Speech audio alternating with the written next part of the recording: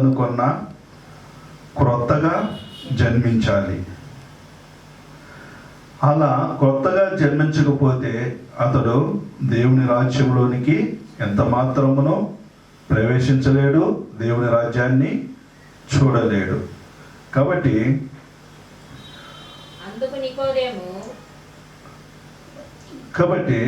నికోదేము ఆ మాట యేసుక్రీస్తు గారి యొద్ద విన్నప్పుడు, మళ్ళా నేను వృద్ధుడినైతేనే, నేను వృద్ధాప్రాయం నుండినే, నేను మరలా తల్లి గర్భంలోనికి పోయి మరలా నేను జన్మించగలనా అని యేసుక్రీస్తుని అడుగుతున్నాడు. అప్పుడు యేసుక్రీస్తు వారు ఏమని చెప్పుచున్నాడంటే, ఒకడు నీటి మూలముగాను ఆత్మ మూలముగాను జన్మిస్తేనే కానీ దేవుని రాజ్యములో ప్రవేశింపలేడని నీతో నిశ్చయముగా చెప్పుచున్నాను. యేసుక్రీస్తు మాటలు నిశ్చయమై ఉంటున్నాయి ప్రియులారా, అవి సత్యమై ఉంటున్నాయి. అవి ఏమిటంటే, నరులు నూతనముగా జన్మించాలా అనున్నది. నూతనముగా మనము జన్మించకపోతే దేవుని రాజ్యంలోనికి ప్రవేశింపలేము. అయితే నూతనముగా ఏ విధంగా జన్మించగలనో, మళ్ళా తల్లి గర్భములకు పోయి మళ్ళా నేను జన్మించగలనా అని నికోదేము అడిగినప్పుడు యేసు ప్రభు వారు ఏమని చెబుతున్నాడంటే, నీటి మూలముగాను ఆత్మ మూలముగాను జన్మించాలి. ఇది రెండవ జన్మము. ఎవరికంటే? నరులకు. ఈ భూమి మీద నుండి నరుల అందరూ పాపము చేయటం వల్ల దేవుడు అనుగ్రహించు మహిమను కోల్పోతున్నారు ప్రియులారా. ఎప్పుడు మనము పాపము చేశామో అప్పుడే మనము దేవుని దృష్టిలో ఏమై ఉన్నామంటే చనిపోయిన వారమై ఉన్నాం. పాపము వల్ల వచ్చు జీతము మరణము. మనము మరణానికి పాత్రులమై ఉన్నాము.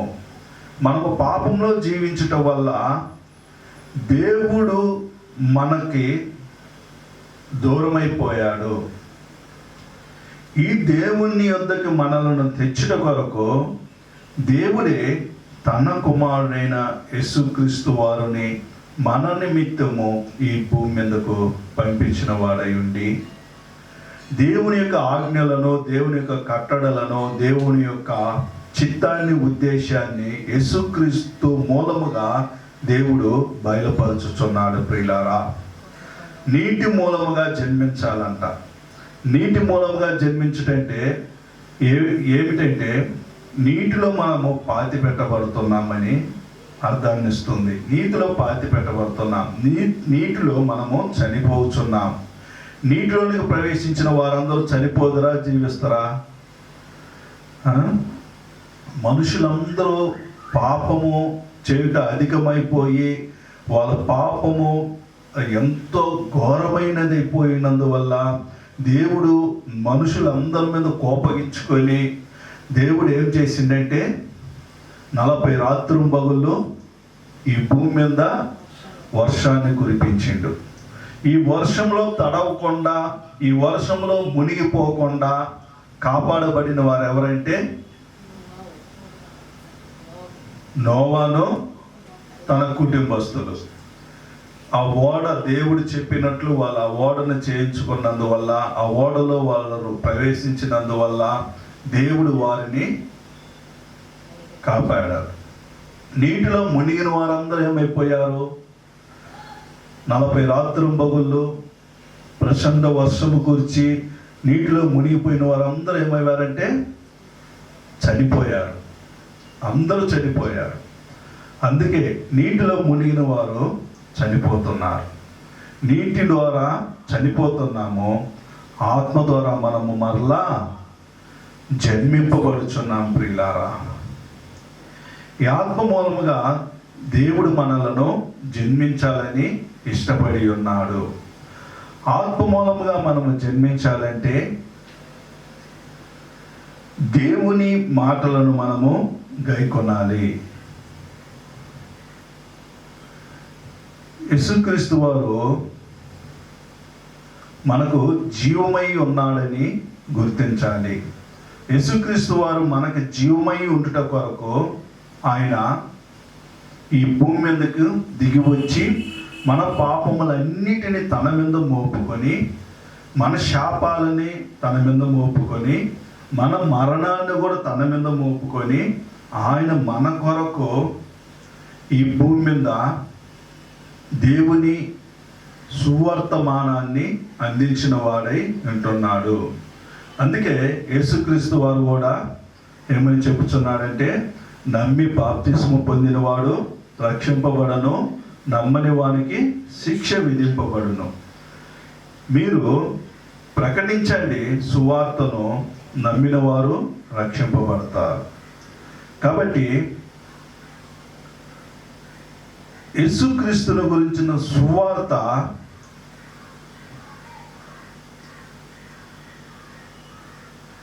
కొర్నేలుకు కూడా ప్రకటింపబడ్డది ప్రియులారా. కొర్నేలని ఒక వ్యక్తి కూడా అపోస్తుల కార్యములో 10వ అధ్యాయంలో అతడు కనిపిస్తాడు. ఆ కొర్నేలను దైవ భక్తి కలిగిన మనుషుడై ఉంటున్నాడు. అతడు దేవుని యందు భయభక్తి కలిగి ఉన్నాడు, కానీ అయితే అతనికి రక్షణ అనేది ఎప్పుడు ఆయనకి రక్షణ అనేది కలగలేదు. అతడు ఎటువంటి వాడై ఉన్నాడంటే, అపోస్తల కార్యం 10వ అధ్యాయము 23వ వచనంలో చదవండి. మరునాడు అతడు లేచి వారితో కూడా బయలుదేరాడు. వారైన కొందరు సహోదరులను వారితో కూడా వెళ్ళి, మరునాడు 20వ వచనం చదవండి. నీవు లేచి క్రిందికి దిగి సందేహింపక వారితో కూడా వెళ్ళుము, నేను వారిని పంపియున్నానని అతనితో చెప్పాను. పేతురు ఆ మనుషుల యొద్దకు దిగి వచ్చి, ఇదిగో మీరు వెదకువాడను నేనే, మీరు వచ్చిన కారణమేమని అడిగాను. చూడండి, పేతురు యొద్దకు కొర్నేలి మనుషులను పంపించాడు. కొర్నేలిని వెతుక్కుంటూ పేతురు ఎదుకు వెళ్ళి వారు నిలబడి పేతురును కనుగొని పేతురుకి కొర్నేలిని గురించి వారు చెప్పుచున్నారు. ఏమని చెప్పుచున్నారో, ఏమని సాక్ష్యం ఇస్తున్నారో చదవండి. అదే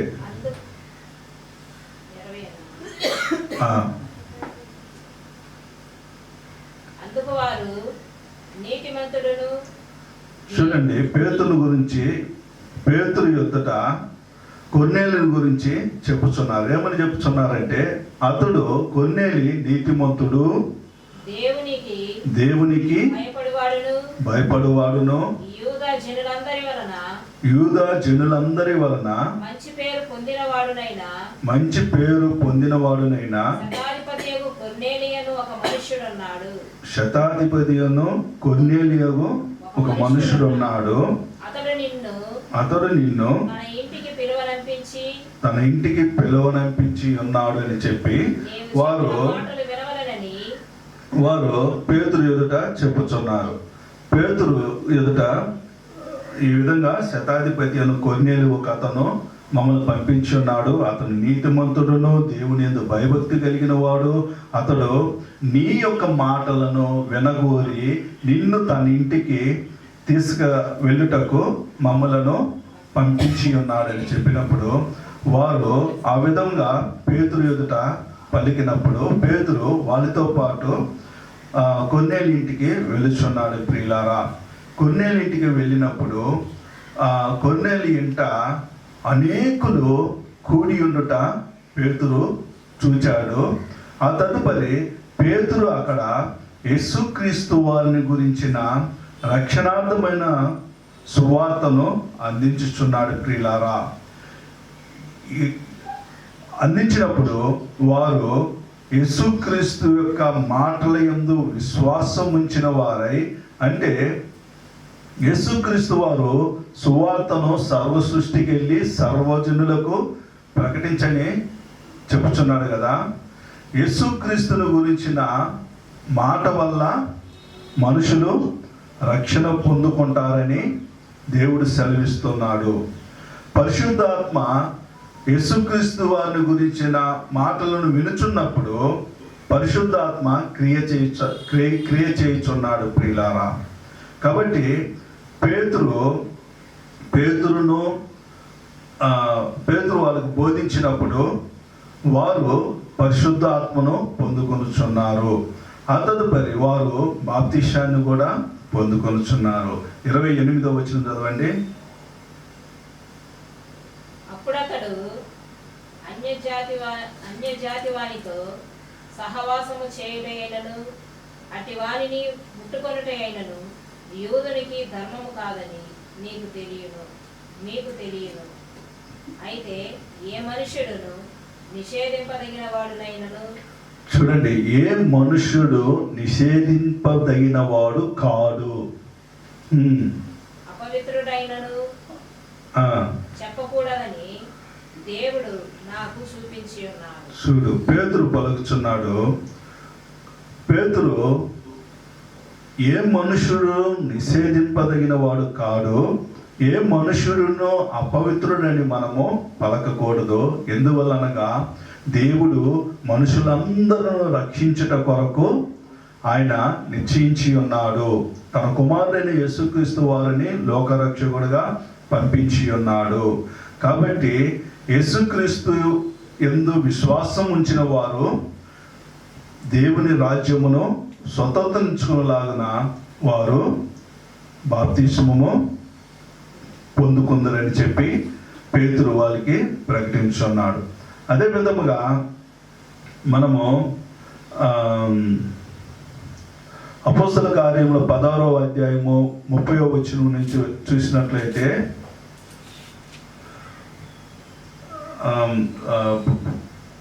అక్కడ పౌలు శీలలు యేసుక్రీస్తును వారిని గురించి ప్రకటించుచున్నారు. యేసుక్రీస్తు వారు మన పాపములను తన మీద మోపుకున్నవాడు, దేవుని యొద్ద నుంచి వచ్చిన వాడు ఆయనే మనకు రక్షణ సువార్తను అందించి ఉన్నాడు అని చెప్పి యేసుక్రీస్తుని వారిని గురించి సువార్త అందించుచున్నప్పుడు అక్కడ అక్కడ సాతానుడు కూడా వారిని చూచి ఈ విధంగా ప్రచురణ చేయుచున్నది ప్రియులారా. అంటే పృథ్వీలోని దెయ్యము పట్టిన ఒక సోదె చెప్పు స్త్రీ 16వ వచనం చదవండి. 16 వచనం. మేము ప్రార్థనా స్థలమునకు వెళ్ళుచుండగా పుత్రోను దయ్యము పట్టినదై సోదె చెప్పుట చేత తన యజమానులకు బహు లాభము సంపాదించుచున్న ఒక చిన్నది మాకు ఎదురుగా వచ్చి ఆమె పౌలును మమ్మను వెంబడించి, ఈ మనుషులు సర్వోన్నతుడైన దేవుని దాసులు, వీరు మీకు రక్షణ మార్గము ప్రచురించువారై ఉన్నారని కేకులు వేసి చెప్పాను. చూడండి, వీరు సర్వోన్నతుడైన దేవుని దాసులు. వీరు ఎందుని బట్టి సర్వోన్నతుడైన దేవుని దాసులుగా మార్చబడ్డారంటే పౌలుతో ఎవరు మాట్లాడారు, పౌలును ఎవరు రక్షించారు? సౌలా సౌలా, నీవెందుకు నన్ను హింసించుచున్నావని యేసుక్రీస్తు పలికినప్పుడు సౌలు, ప్రభువా నీవెవడవని అడిగినప్పుడు యేసుక్రీస్తు వారు నీవు హింసిస్తున్న యేసును నేనే అని పలికినప్పుడు సౌలు కూడా మారు మనసు పొంది తన పాప క్షమాపణ నిమిత్తము రక్షణ పొంది బాప్తిస్మం పొందుకున్నవాడై సౌలు పౌలుగా మార్చబడి యేసుక్రీస్తు వారిని గురించిన సువార్త వాళ్ళకందరికీ ప్రకటిస్తూ దేవుని దాసుడుగా ఎంచబడి అనేకులకు రక్షణ సువార్తను అందించుతూ వచ్చున్నప్పుడు పృథ్వీలోని యొక్క దెయ్యం పట్టిన స్త్రీ కూడా వారిని చూసినప్పుడు ఏమని పలుకుతున్నదంటే, ఈ మనుషులు సర్వోన్నతుడైన దేవుని దాసులు, వీరు మీకు రక్షణ మార్గమును ప్రచురించువారై ఉన్నారు. రక్షణ మార్గాన్ని ప్రచురిస్తున్నారంట పౌలు శీలలు. రక్షణ మార్గము ఏది? రక్షణ మార్గము యేసుక్రీస్తు వారు ఏమని చెప్పుచున్నాడు? నేనే జీవమును, నేనే సత్యమును జీవమును మార్గమునై ఉంటున్నాను. నా ద్వారా తప్ప నా తండ్రి యొద్దకి ఎవడునూ పోలేడని చెప్పుచున్నాడు.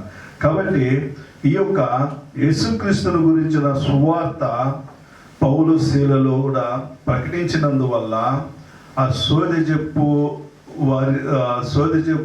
ఆ స్త్రీ యొక్క యజమానులు ఎంతో ధనమును ఆమె మూలముగా సంపాదించుకున్న వారై ఉంటున్నారు. ఆ యొక్క సోదెజెప్పు ఆ స్త్రీ దెయ్యములు పట్టినదై, ఆ దెయ్యములు ఈ యొక్క పౌలు శీలలను చూసి, వీరు మీకు రక్షణ మార్గమును ప్రకటించుచున్నారు. రక్షణ మార్గమును సాతాను కూడా బోధిస్తున్నాడు. దైవజనులను చూచి వీరు రక్షణ మార్గాన్ని ప్రకటించుతున్నారు కనుక రక్షింపబడ ఆశపడిన వారందరూ రక్షణ మార్గంలోనికి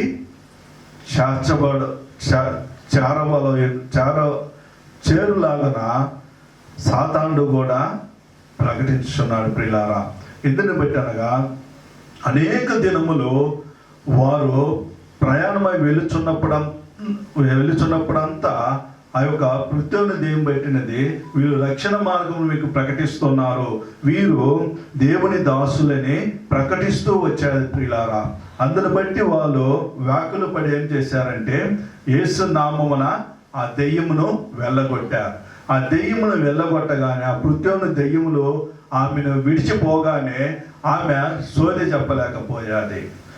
చెప్పలేకపోయినందువల్ల వాళ్ళ యజమానులకి ఆమె వల్ల లాభం లేకుండా నష్టమైపోయాయి. అందును బట్టి పౌలు శీలలను ఏం చేశారంటే బంధించుకొని ఏదో రక్షణ సువార్తను అందించుతుంటే అందినీయకుండా అడ్డగించువారు అనేకులు ఉన్నలాగున అప్పుడు కూడా వీరు వారిని అడ్డగించి వారిని అధికారుల యొద్దకు తీసుకువెళ్ళి నిలబెట్టి ఏ విధంగా పలుకుతున్నారంటే 19వ వచనం చదవండి. ఆమె యజమానులు తమ లాభ సాధనము పోయెనని చూచి పౌలును శీలను పట్టుకొని గ్రామపు చావుడిలోనికి అధికారుల యొద్దకు ఈడ్చుకొని పోయేది. అంతటా న్యాయాధిపతుల యొద్దకు వారిని తీసుకొని వచ్చి, ఈ మనుష్యులు యూదులై ఉండి రోమీయులమైన మనము అంగీకరించుటకైనను చేయుటకైనను కూడని ఆచారములు ప్రచురించుచు మన పట్టణము గలిబిలి చేయుచున్నారని చెప్పింది. చూడండి, దేవుని సువార్తను అందిస్తుంటే పట్టణాన్ని గలిబిలి చేస్తున్నారని చెప్పి వారు వీరి మీద నేరం